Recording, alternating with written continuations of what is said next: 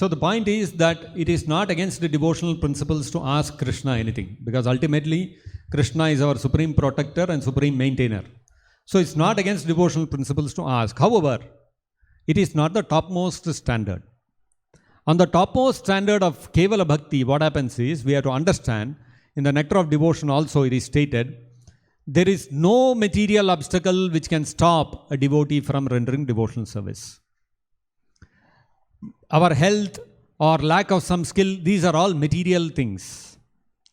A material thing can never stop a devotee from executing devotional service. So therefore, a devotee who is on that platform of Kevala bhakti, he does not even seek good health or some skill which is lacking from the Supreme Lord. He takes, on the other hand, what does he take it as? If he is having some health issues, some big problem is there, difficulty is there, body is not cooperating, how does he look at it? He looks at it that Bhunjana eva atmakritam vipakam. He considers that this is the result of my past sinful activity, and Krishna is so kind. According to my past sinful reaction, I should have got a mountain of reaction. But Krishna has reduced it to a small disease and he has finished it off. So why should I ask Krishna to remove it? Krishna has already taken the effort to reduce my disease and give it to a small extent. Why should I go and trouble Krishna again?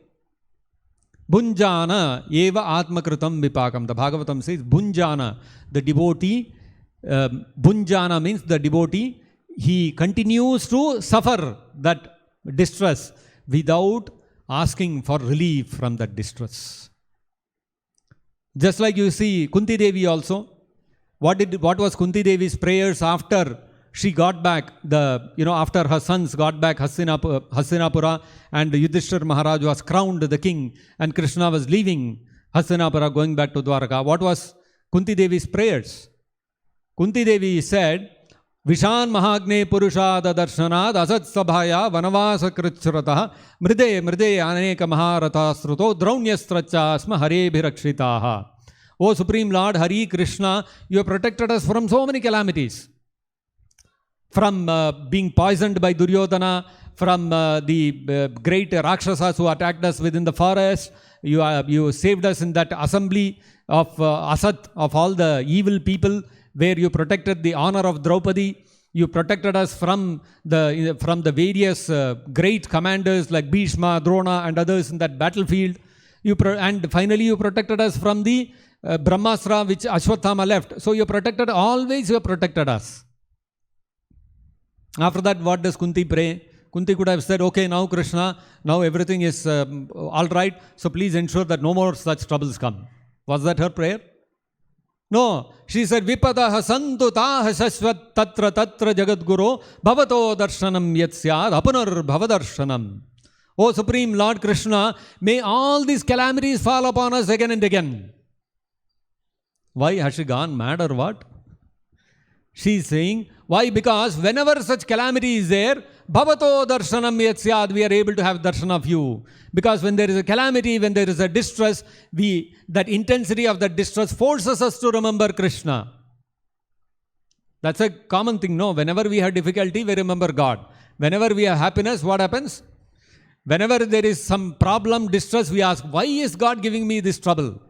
That time we remember God. We become successful. I got an Olympic medal. How did you get an Olympic medal? All my hard work. My parents, my coaches, the government, they have all supported me, and my ability, I have managed to get it. Where is God? Out of the picture. So naturally, when there is distress, we remember God. When there is happiness, we forget God.